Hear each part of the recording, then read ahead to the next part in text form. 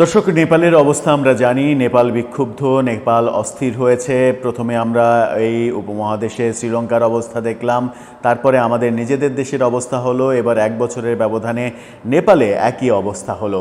নেপালে নতুন অন্তর্বর্তীকালীন সরকারের প্রধানমন্ত্রী হিসেবে সুশীলা কার্কি তিনি শপথ নিয়েছেন এবং সব থেকে অবাক করার ব্যাপার সেটা হচ্ছে যে শপথ নিয়েই তিনি নির্বাচনের তারিখ ঘোষণা করেছেন। সেটাকে নিয়েই বাংলাদেশে ব্যাপক আলোচনা শুরু হয়েছে এবং সেই আলোচনাতে তুলনামূলক চিত্র আঁকার চেষ্টা করা হচ্ছে যে নেপালেও সরকার পতন হয়েছে এবং সরকারের অস্বাভাবিকভাবে পতন হয়েছে। সেখানেও অন্তর্বর্তীকালীন একজন সরকার প্রধান আসলেন এবং একটা সরকার গঠিত হলো এবং সরকার গঠন করার সাথে সাথে সেই দিনই নির্বাচনের ঘোষণা দেয়া হলো। কিন্তু এখন পর্যন্ত বাংলাদেশে আমরা 13 মাস অতিক্রম করেছি, এখন পর্যন্ত নির্বাচনের নির্দিষ্ট করে কোনো তারিখ ঘোষণা করতে পারিনি। কেন আমাদের এত সময় লাগলো? কেন নেপালে মাত্র 6 মাসের মধ্যে নির্বাচনের ঘোষণা দিতে পারলেন, মানে 6 মাসের মধ্যে নির্বাচন করবেন এই ঘোষণা একেবারে তারিখ সহ দিতে পারলেন নেপালের নতুন প্রধানমন্ত্রী? সেটাই একটু বোঝার চেষ্টা করব এই ভিডিওতে। থাকবেন পলিটিক্স টিভির নিয়মিত আয়োজনে।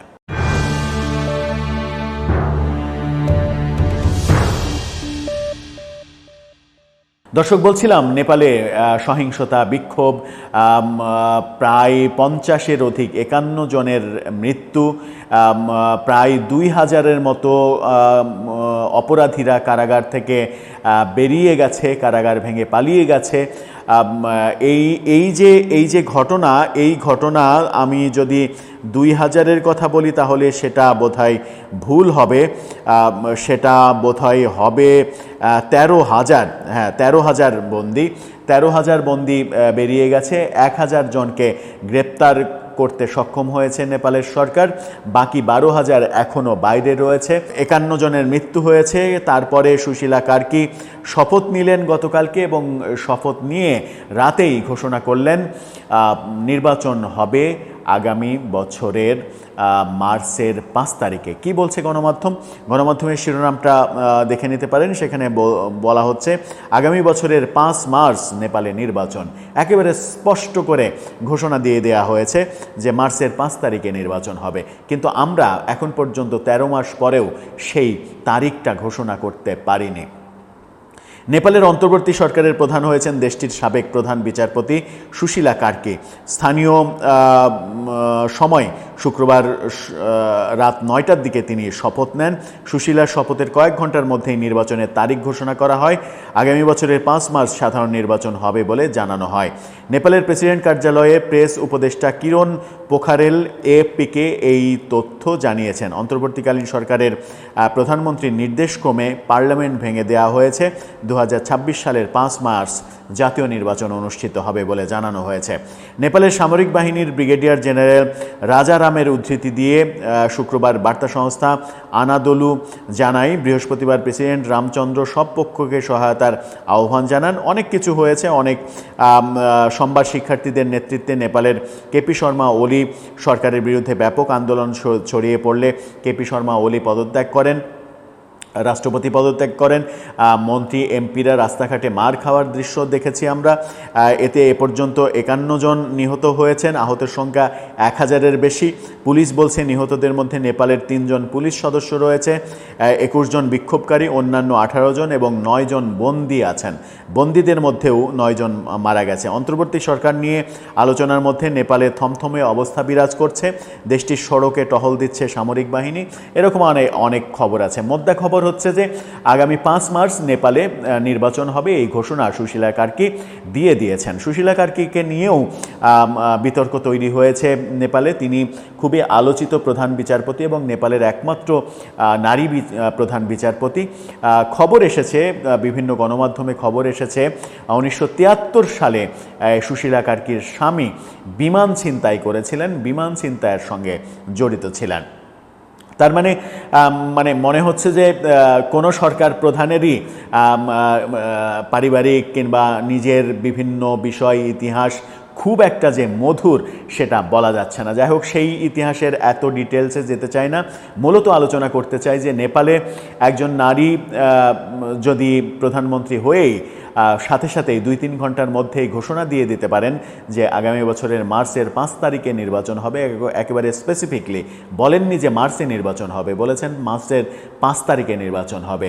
এই যে ঘোষণাটা, এই ঘোষণাটা বাংলাদেশে আমাদের অন্তর্বর্তীকালীন সরকার নির্বাচন নিয়ে আমরা দেখেছি দায়িত্ব নেওয়ার পর থেকে, গত বছরের 8 আগস্ট দায়িত্ব নেওয়ার পর থেকেই নির্বাচনটা তাদের জন্য প্রায়োরিটি কখনোই ছিল না। তারা সংস্কার করেই এতদিন সময় কাটিয়েছে, কিন্তু শেষ পর্যন্ত সেই সংস্কার নিয়েই একটা গোলকধাঁধা তৈরি হয়েছে।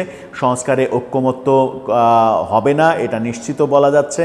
জুলাই সনদ নিয়ে রাজনৈতিক পরিবেশ অস্থির হয়ে যেতে পারে, অর্থাৎ সংস্কারের যে চেষ্টা, সেই চেষ্টাটা আদতে বুমেরাং হচ্ছে। আবার অনেকে বলছেন যে মূল সংস্কারটা যেখানে হওয়া উচিত, আইন শৃঙ্খলা পরিস্থিতি, পুলিশ বিভাগ এবং বিচার বিভাগ, সেই 3টা জায়গায়, মূলত পুলিশ এবং বিচার বিভাগ, এই 2টা জায়গায় আইন শৃঙ্খলা রক্ষার কাজে যথেষ্ট পারদর্শিতা দেখানো, এই জায়গাগুলোতেই সরকারের সবথেকে ব্যর্থতা পরিলক্ষিত হচ্ছে। পুলিশ ফাংশন করছে না, পুলিশের উপস্থিতিতেই বিভিন্ন জায়গায় মবের ঘটনা ঘটছে। বিচার বিভাগে পর্যন্ত মব একেবারে জেঁকে বসেছে, বিচার বিভাগ নিয়ে যথেষ্ট বিতর্ক তৈরি হচ্ছে। বিভিন্ন দাগি খুনি আসামিদের খালাস পাওয়ার ঘটনা আমরা দেখছি, বিচার বিভাগে মবের ঘটনা দেখছি, বিচার বিভাগে সরকারের প্রভাবের ব্যাপার দেখছি, বিচারকদের সরকার চাকরি থেকে বাধ্যতামূলক অবসর দিচ্ছে, সরকারি চাকরি বিধি অনুযায়ী এরকম দৃশ্য দেখছি। অথচ সরকারি চাকরি বিধি যেটা 2018 সালের, সেই চাকরি বিধিতেই বলা আছে 3 নম্বর পয়েন্টে যে বিচার বিভাগের ক্ষেত্রে এটা প্রযোজ্য হবে না। অর্থাৎ বিচার বিভাগের উপরে সরকারের এক ধরনের আধিপত্য বিস্তার করা, যে অভিযোগটা বিগত সরকারের উপরে ছিল, সেটা এই সরকারকেও করতে দেখছি। নানা কিছুই আমরা দেখছি, কিন্তু নির্বাচনের একেবারে স্পেসিফিক তারিখটা এখন পর্যন্ত পাচ্ছি না। যদিও বলা হয়েছে ফেব্রুয়ারিতে নির্বাচন হবে, 13 মাস পরে বলা হয়েছে আগামী ফেব্রুয়ারিতে নির্বাচন হবে,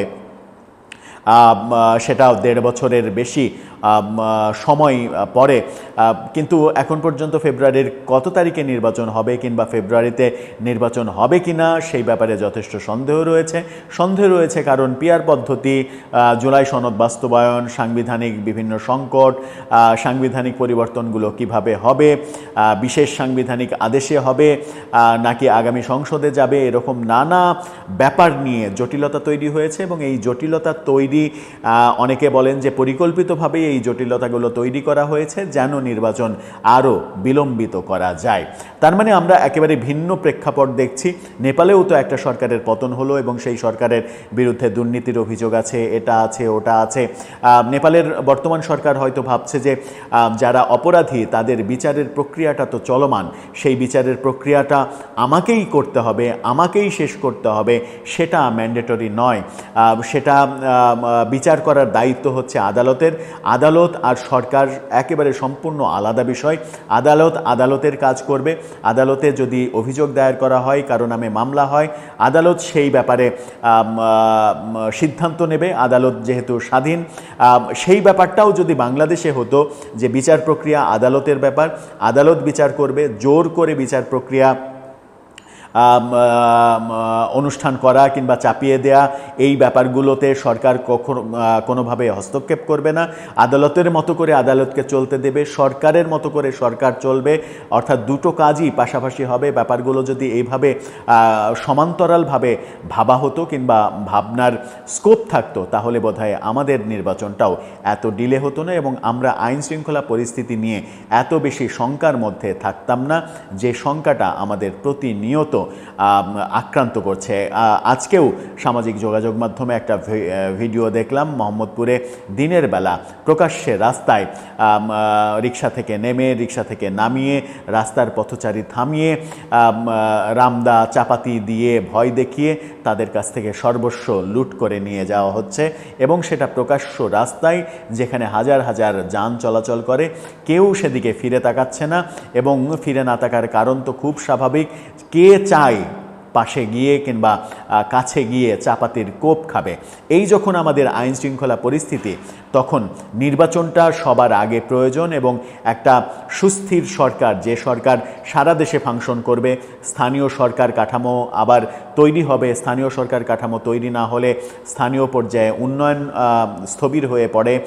এই ব্যাপারগুলোতে আমার মনে হয় যে জনগণের একটা বিশাল ক্ষোভের জায়গা রয়েছে সরকারের প্রতি, কারণ সরকার সব থেকে বড় যে জায়গা আইন শৃঙ্খলার ব্যাপারটা, সেইটাতে খুব একটা যে সফলতা দেখানো, সেই সফলতাটা দেখাতে এখন পর্যন্ত পারিনি, কিন্তু নির্বাচনটা ডিলে হয়েই যাচ্ছে।